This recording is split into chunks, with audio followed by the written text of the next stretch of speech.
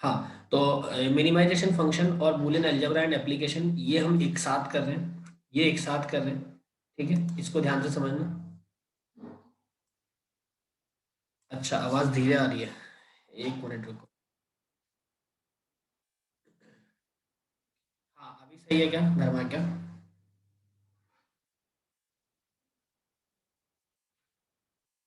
अब सही आ रही है आपको वॉइस? तो बूलियन अलजेब्रा और होमोमॉर्फिज्म हम ऑलरेडी कल की क्लास में कर चुके हैं, और मिनिमाइजेशन फंक्शन और बूलियन अलजेब्रा एंड एप्लीकेशन ये अब कर रहे हैं। अब इसमें एक छोटा सा टॉपिक लिखा है बीच में, गेट्स। तो आप धर्मा क्या एक बार लेफ्ट करके वापस ज्वाइन करो, आप एक बार लेफ्ट करके वापस ज्वाइन करो। और ये जो बीच में टॉपिक लिखा है गेट्स, ये गेट टॉपिक हम ऑलरेडी सी जो नंबर सिस्टम वाली क्लास है उसमें हम लोगों ने गेट सारे पढ़ लिए हैं, एंड और नॉट, किस तरीके से कॉम्प्लीमेंट बना रहे हैं, NOR gate, X NOR gate. ठीक है, ये सारे गेट्स हम ऑलरेडी पढ़ चुके हैं, तो ये गेट वाला टॉपिक हमारा ऑलरेडी हो चुका है। दो टॉपिक हमारे पास बचे हैं, मिनिमाइजेशन फंक्शन और बूलियन अलजेब्रा एंड एप्लीकेशन। ये दोनों टॉपिक हम लोग आज और कल के क्लास में मिला के कर लेंगे। आज की क्लास में हम लोग पढ़ते हैं थोड़ा, और थोड़ा कल की क्लास में पढ़ लेंगे। कल आपका सिलेबस पूरा मैथ्स का ओवर हो जाएगा, तो पूरे सिलेबस में किसी को कोई भी डाउट हो तो आप पहले क्लियर कर लेना। ठीक है, वरना फिर हम लोग तो नेक्स्ट हमारा जो है वो स्टार्ट करेंगे, सीओ जैसा हमारा स्टार्ट होने वाला है, वो सीओ हम लोग स्टार्ट करेंगे। तो अभी तक की क्लास में अगर किसी को कोई भी डाउट है, या कोई भी आपको परेशानी है या प्रॉब्लम है, या आपको लगता है कि सर ये चीज़ नहीं समझ में आ रही है, तो आप वो मेरे से पूछ सकते हैं। वरना हम लोग हमारा जो नेक्स्ट टॉपिक है वो स्टार्ट बूलियन अलजेब्रा। जो हमारा नेक्स्ट टॉपिक है वो बूलियन अलजेब्रा, ऑलरेडी हम लोग लेटाइसिस वाले पार्ट में कर चुके हैं, लेकिन जो बूलियन अलजेब्रा ये वाला पार्ट है वो हम लोग अब कर रहे हैं। ऐसे डायग्राम और लेटाइसिस से बूलियन अलजेब्रा हम कर चुके हैं, लेकिन अब जो बूलियन अलजेब्रा हम कर रहे हैं वो आपके सेट्स थ्योरी और जो प्रोपोजिशन में हमने कुछ पढ़ा है उनसे रिलेटेड है, तो उसके कॉन्सेप्ट में हम कुछ पढ़ने जा रहे हैं। ठीक है, तो ये जो लास्ट के दो टॉपिक है वो हम लोग आज और कल के क्लास में मिला के खत्म करेंगे, और मैं दोनों टॉपिक्स एक साथ रखूंगा। इतनी बात समझ में आ रही तो बताओ, इज इट क्लियर? किसी को कोई डाउट है?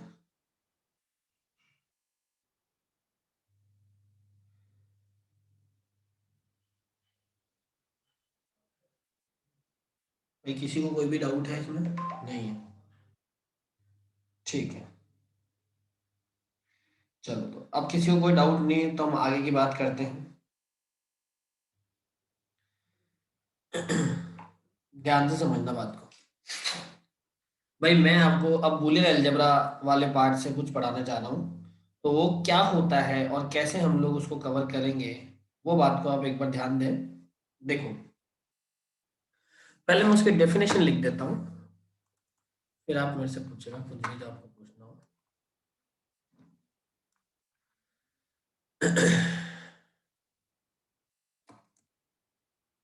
बूलियन अलजेब्रा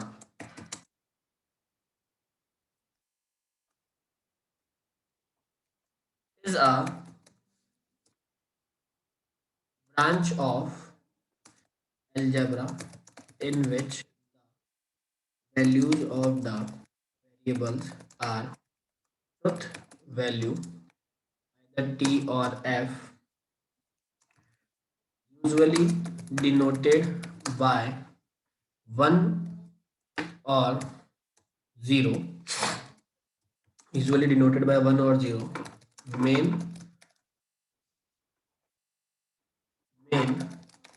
ऑपरेशन नेगेशन, जिसको हम नॉट बोलते हैं, जैसे डिनोट किया जाता है। डिसजंक्शन, जिसको ऐसे और से डिनोट करते हैं। और कंजक्शन, जिसको हम एंड बोलते हैं। एंड ऑपरेटर का सिंबल यहाँ पे लगेगा नहीं, इसलिए मैं चलो ये वाला लगा देता हूँ, एंड ऑपरेटर का सिंबल ना इसके लिए, ये एंड ऑपरेटर का सिंबल। ये होते हैं इसके मेन ऑपरेशन। ये हम लोगों ने सब पढ़ लिया है ऑलरेडी ना। इंट्रोड्यूस्ड बाय गॉरेज बोल इन 1847 में इन्होंने इसको इंट्रोड्यूस किया था। और must satisfied all Boolean law, ये सारे बूलियन लॉ सेटिस्फाइड होते हैं। आगे हम लोग बात कर रहे हैं इन 1930 while studying switching circuits, clouds,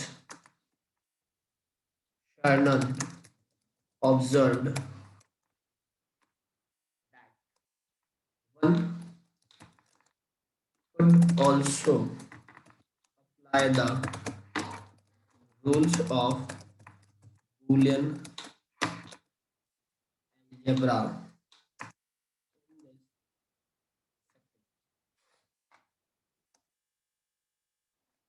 Thus, he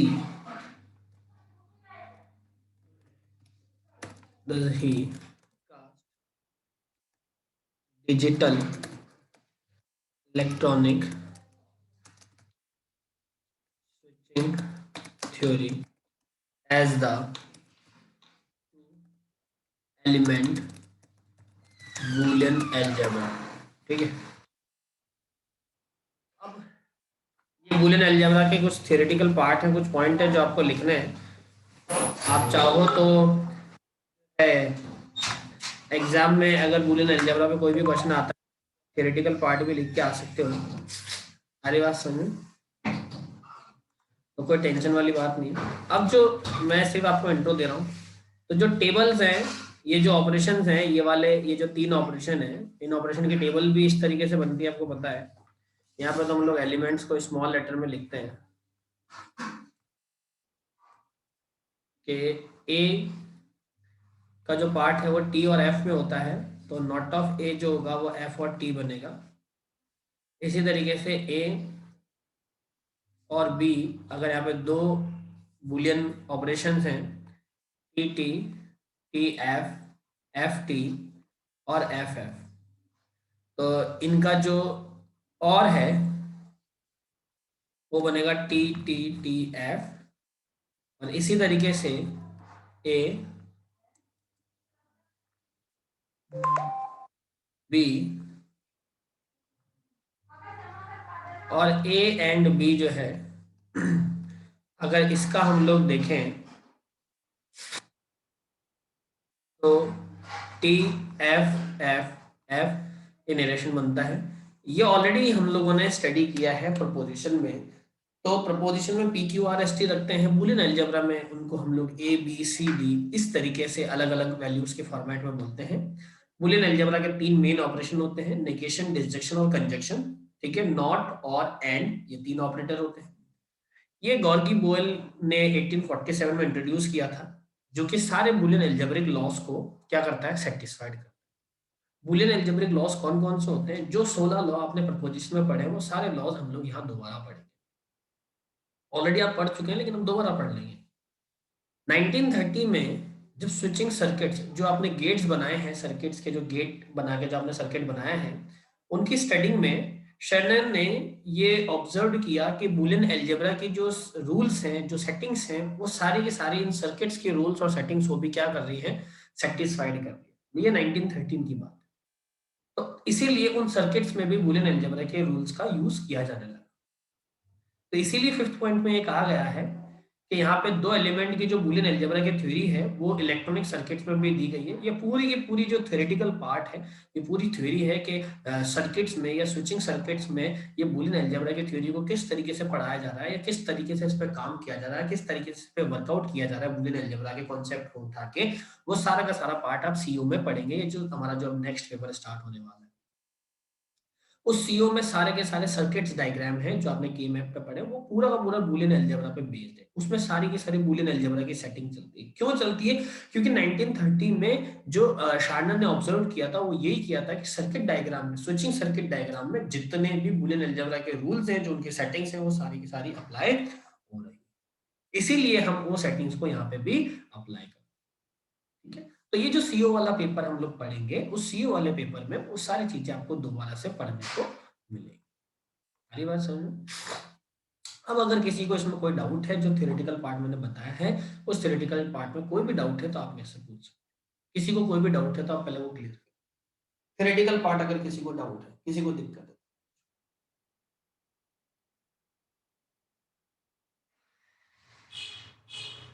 नहीं है किसी को कोई भी डाउट, तो नोट कर लो। धर्माज्ञा आप ही नोट करते हो अकेले शायद, तो नोट कर लिया क्या आपने? तब तो मैं इसको हटाऊं। डन, ठीक है। अब मेरी बात को समझना ध्यान। पहले हम लोग इनके रूल्स समझे, फिर रूल्स को पूरी तरीके से हम लोग समझेंगे, उसके बाद हम लोग कुछ एग्जांपल्स इसके करेंगे, और उसके बाद हमारे सिलेबस को हम लोग ओवर करेंगे। ठीक है गाइस? तो पहले एक एक रूल्स आप समझ लो, कौन सा रूल क्या कहता है और कैसे इसको सॉल्व किया जा रहा है, वो आप ध्यान देंगे। तो सबसे फर्स्ट जो रूल आता है वो आता है मेरे पास इडम्पोटेंट लॉ। इडम्पोटेंट लॉ मेरे पास आता है, वो ये बोलता है, देखो डॉट ऑपरेटर जो होता है वो एंड को रिप्रेजेंट करता है, और प्लस ऑपरेटर जो होता है वो और को रिप्रेजेंट करता है। तो बात को समझेंगे, A dot A is equals to A और A plus A is equals to A. ठीक है? A dot A is equals to A और A plus A is also is equals to A. उसके बाद सेकेंड रूल आता है जिसको हम लोग बोलते हैं एसोसिएटिव एसोसिएटिव लॉ। और एसोसिएटिव लॉ क्या होता है कि A dot B dot C अगर है तो इसको लिखेंगे ए डॉट बी और डॉट सी। और अगर मान लो ये ऐसा लिखा है A plus B plus C, ये और ऑपरेटर है ना, तो इसको लिख सकते हैं ए प्लस बी और प्लस का। सारी बात समझ में? इसी तरीके से कम्यूटेटिव लॉ होता है। कम्यूटेटिव लॉ होता है, कम्यूटेटिव लॉ जो है उसको आप बोल सकते हैं कि ए डॉट बी को आप बी डॉट ए लिख सकते हैं, और ए प्लस बी को आप बी प्लस ए लिख सकते हैं। ठीक है? इसी तरीके से जो फोर्थ लॉ है, फोर्थ जो लॉ है उसको डिस्ट्रीब्यूटिव डिस्ट्रीब्यूटिव लॉ बोलते हैं, डिस्ट्रीब्यूटिव लॉ बोलते हैं। और डिस्ट्रीब्यूटिव लॉ में A dot B plus C अगर है तो इसको आप लिख सकते हो A dot B plus A dot C. सारी बात समझ में? और अगर ये ऐसा लिखा है ए प्लस का बी डॉट सी, तो आप बोल सकते हो A plus B dot A plus C. सारी बात समझ में? डिस्ट्रीब्यूटिव लॉ के बाद एक हमारे पास आता है D Morgan's law. D Morgan's law, तो डी मॉर्गन्स लॉ क्या होता है कि अगर ए प्लस बी पूरे पे नॉट लगा है तो पहले ए नॉट जाएगा प्लस डॉट में कन्वर्ट हो जाएगा और फिर बी पे भी नॉट चला जाएगा। इसी तरीके से ए डॉट बी पे अगर नॉट लिखा है तो ये हो जाएगा ए नॉट प्लस बी नॉट। सारी बात समझ में? है ना? ये क्लियर है? अब इसके बाद कुछ छोटे मोटे से लॉज हैं जो कि इंपॉर्टेंट है, जैसे कि जिसको बोलते हैं आइडेंटिटी लॉ। Identity law. अब आइडेंटिटी लॉ क्या होते हैं वो समझेंगे। जैसे आपको बोला a प्लस जीरो, तो a प्लस जीरो का मतलब a, अभी कैसे आ रहा है कैसे नहीं आ रहा है ये सब हम अभी बात करेंगे एक एक लॉ को पकड़ के। a dot zero is equal to zero,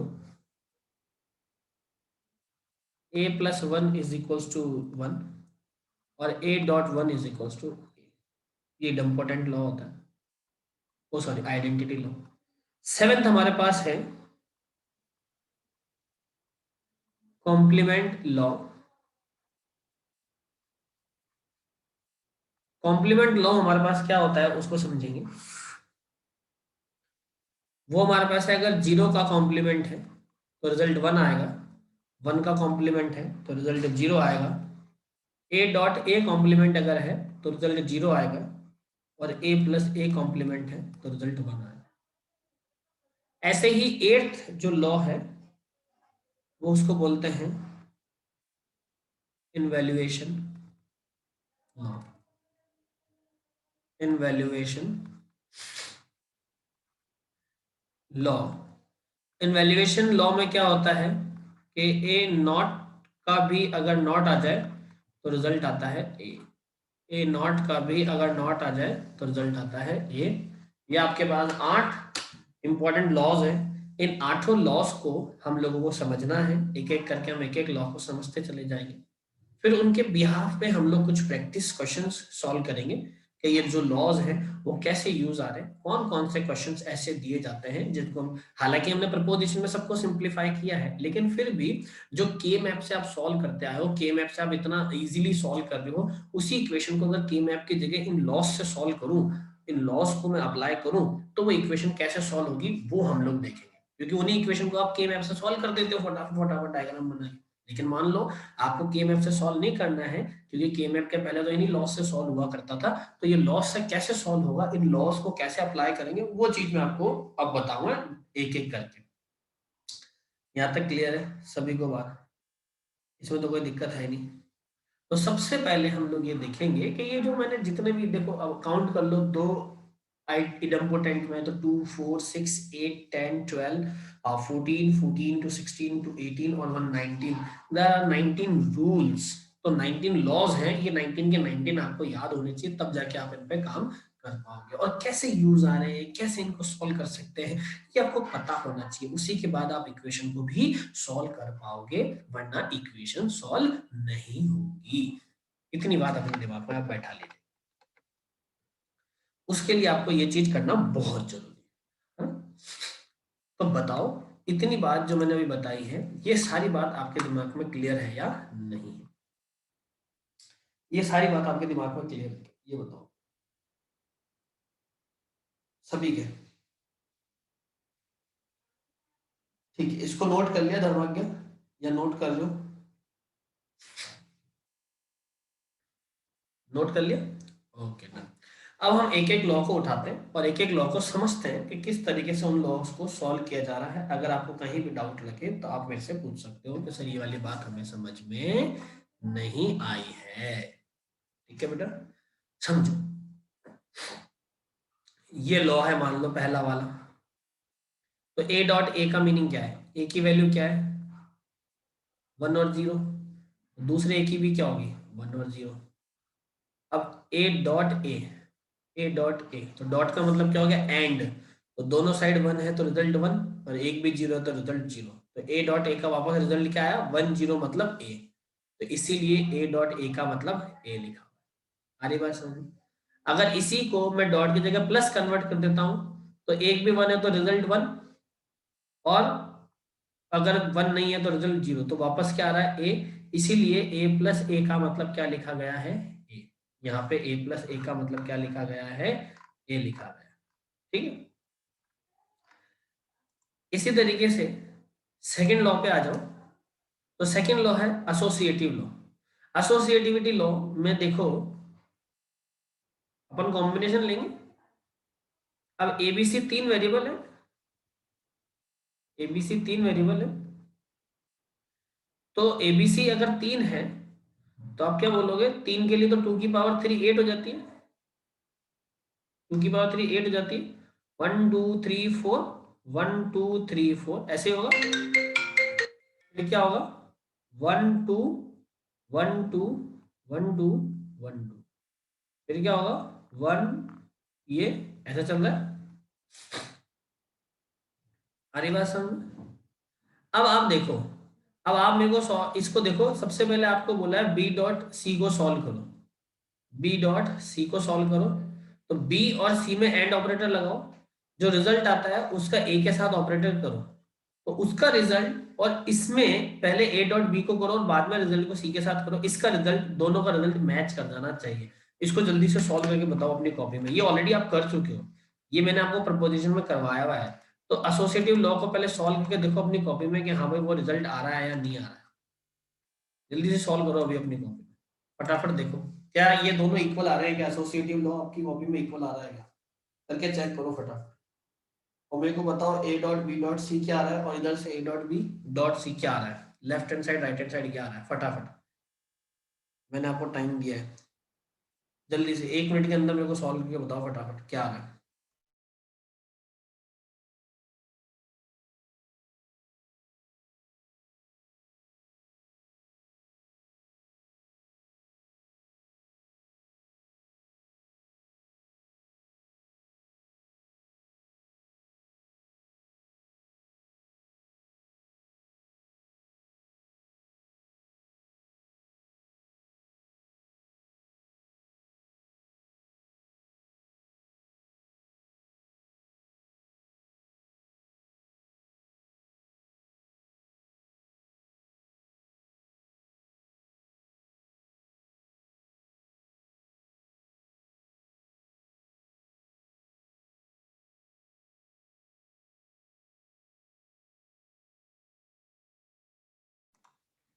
हाँ, करा क्या सॉल्व आपने?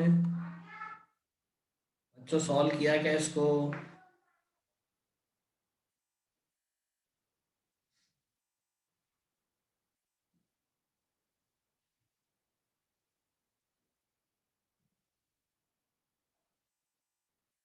ऐसा सॉल्व करना है जैसे मैंने बताया, जल्दी से बताओ सॉल्व किया है क्या, किसने सॉल्व कर लिया इसको? क्योंकि ये तो टेबल ही बनानी है, आप 1 0 की जगह टी और एफ भी लिख सकते हो, डजेंट मैटर। तो टेबल है तो 1 और 0 की जगह टी और एफ भी लिख सकते हो, ये सारा काम आपने ऑलरेडी प्रपोजिशन में किया है।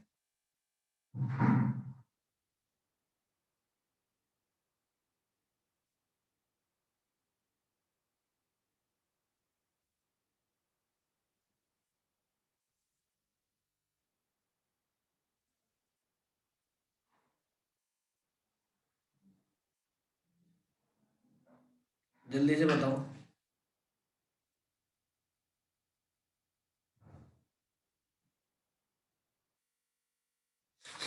कर लिया क्या सॉल्व फटाफट? कांता का रिप्लाई आया, उन्होंने कर लिया है। बाकी वो क्या?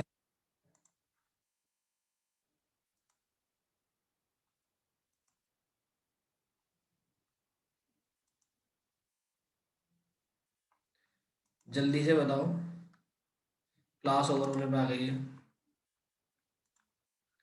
हम लोग कल की क्लास में इसी को आगे कंटिन्यू करने वाले हैं, इसलिए पूछ रहा हूँ, जल्दी से बताओ इसको सॉल्व किस किसने कर लिया। अभी कांता ने रिप्लाई आया है, धर्माज्ञा का रिप्लाई आया है, इक्वल आ गया, इक्वल आ गया सभी का, सभी का इक्वल आ गया।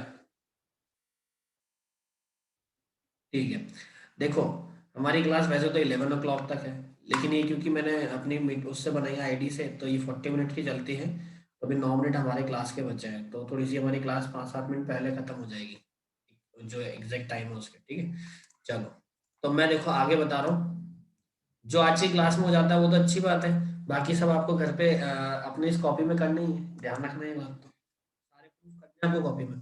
कम्पिटेटिव लॉ बता दो, तो कम्पिटेटिव के अकॉर्डिंग ए और बी है, तो ए और बी क्या है, 1 1 1 0, 0 1 और 1 1, यही होता है।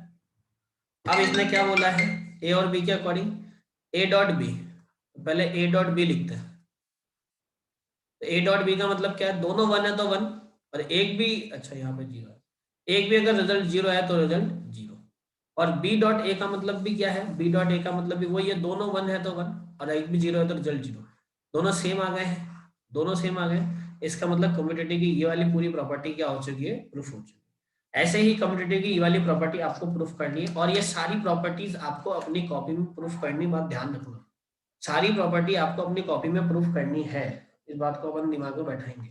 सारी प्रॉपर्टी कॉपी में, मैंने 19 प्रॉपर्टियां लिखाई है, सब कॉपी में प्रूफ होगी।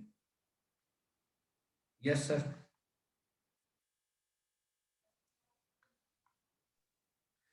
सर एक्चुअल में मीटिंग में 8 मिनट बचे हैं अपने पास, तो 8 मिनट आप कर सकते हो बात। नहीं मेरे को 2-3 मिनट में हो जाएगी। 8 मिनट क्यों बचे? इनकी तो क्लास तो 10-20 पे शुरू हुई होगी। वो एक्चुअल में मैंने वो अपनी पर्सनल मीटिंग से बनाया हुआ है ना। हम्म। तो देखो भाई, ये जो अभी मैंने कॉम्पिटिटिव लॉ तो आपको बता ही दिया है, ठीक है। कॉम्पिटिटिव लॉ का बाकी पार्ट आपको करना है, हालांकि ये सब पार्ट आप ना ऑलरेडी प्रपोजिशन में कर चुके हो, मैंने प्रपोजिशन में करवाया है, लेकिन फिर भी अपने को बूलियन अलजेब्रा में दोबारा से एक बार सॉल्व कर लेना है। सॉल्व करने से कोई नुकसान तो है नहीं, आपका ही फायदा है। तो ये distributive law, D Morgan's law, ये आप ही को सॉल्व करने से आ रहे हैं, मैं तो कुछ ही नए बता देता हूँ, जैसे ये आया है। तो ए की वैल्यू क्या होती है, 1 और 0, और 0 की वैल्यू क्या होती है 0 0। तो a प्लस 0 का मतलब क्या है, एक भी 1 हुआ तो 1 वरना 0, तो 1 और 0 किसकी वैल्यू हुई a की, तो a प्लस 0 का मतलब क्या हो गया a हो गया। ऐसे a डॉट 0 का मतलब a है, a प्लस 1 का मतलब 1, a डॉट 1 का मतलब a है। ये प्रॉपर्टी इतनी इंपॉर्टेंट है कि आपको याद रखनी पड़ेगी चारों प्रॉपर्टी, क्योंकि बाकी प्रॉपर्टी तो ऑटोमेटिकली याद है, डिस्ट्रीब्यूटिव डीमॉर्गन से अपन ने ऑलरेडी पढ़ा। इन प्रॉपर्टी में अपन ने टी और एफ के फॉर्मेट में पढ़ा था इसको प्रपोजिशन में, तो यहाँ पे थोड़ा सा ध्यान रख लेना। सारी बात समझ में? हाँ, ये सारे के सारे करने कॉपी में प्रूफ, 19 के 19 प्रूफ करने आपको कॉपी में, ध्यान रखना। कॉम्प्लीमेंट तो आपको आता ही है, आपको बस ये प्रॉपर्टी याद रखने की A dot A complement is equal to 0 होता है, A plus A complement is equal to 1 होता है। बिल्कुल ये बात ध्यान रखना। और ये तो पता ही है कि किसी के भी नॉट का अगर मैं नॉट निकालूंगा तो वापस वही आ जाए। ये प्रॉपर्टी इसलिए आपको दिमाग में रखनी है क्योंकि जब अपन कल की क्लास में मैं इससे रिलेटेड कुछ एग्जांपल्स आपको कराऊंगा, कल की क्लास में मैं इससे रिलेटेड कुछ एग्जांपल्स आपको कराऊंगा, तो वो सारे के सारे एग्जांपल्स जो है, वो जितने भी एग्जांपल्स मैं करवाऊंगा वो सारे एग्जांपल्स आपको सॉल्व करने होंगे। और वो सॉल्व कैसे, सॉल्व बोले तो उनको नॉर्मल फॉर्मेट में या सिंपलीफाई फॉर्मेट में कन्वर्ट करना होगा। और सिंपलीफाई फॉर्मेट में कन्वर्ट करने के लिए आपको बूलियन अलजेब्रा के ये सारी प्रॉपर्टीज, ये सारे लॉज याद होने चाहिए, क्योंकि यही सारे लॉस काम में आने वाले हैं। इन्हीं लॉस की हेल्प से आप उनको क्या कर पाओगे, सिंपलीफाई कर पाओगे, वरना वो सिंपलीफाई नहीं होंगे। इस बात को दिमाग में बैठा लेना, इस बात को दिमाग में बैठा लेना कि सिंपलीफाई करने के लिए लॉ आपको याद होने कंपलसरी है, इसके बिना आपसे काम नहीं होगा। नहीं नहीं नहीं धर्माज्ञा, लास्ट के चार ने आप ये सारे कर लो, इससे क्या होगा, प्रैक्टिस हो जाएगी आपकी, ट्रुथ टेबल की एक एक्स्ट्रा प्रैक्टिस मत समझ लो आप इसको। हालांकि मेरे को पता है आपने ये सब कर रखा है प्रपोजिशन में, लेकिन फिर भी आप इसको दोबारा से कर लो, कोई ऐसी टेंशन वाली बात नहीं।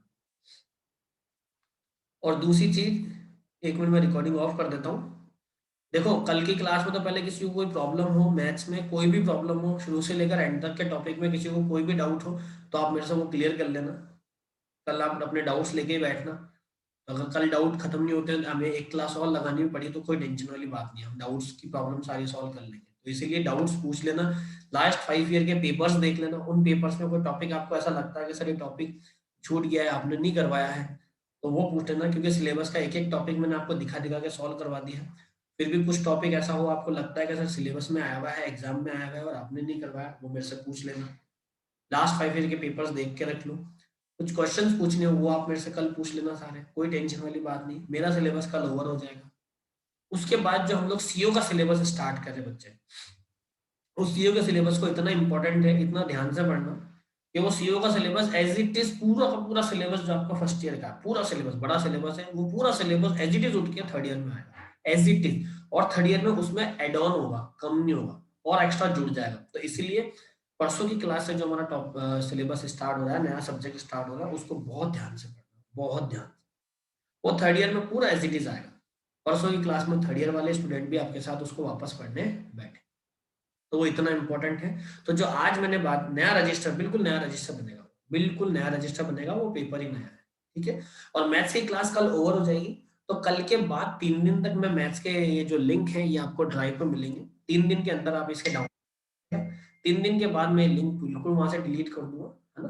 तो कल की क्लास के बाद 3 दिन मिलेंगे, तो कल हमारे पास वेडनेसडे है, तो थर्सडे फ्राइडे सैटरडे तक आप इसको डाउनलोड कर सकते हो।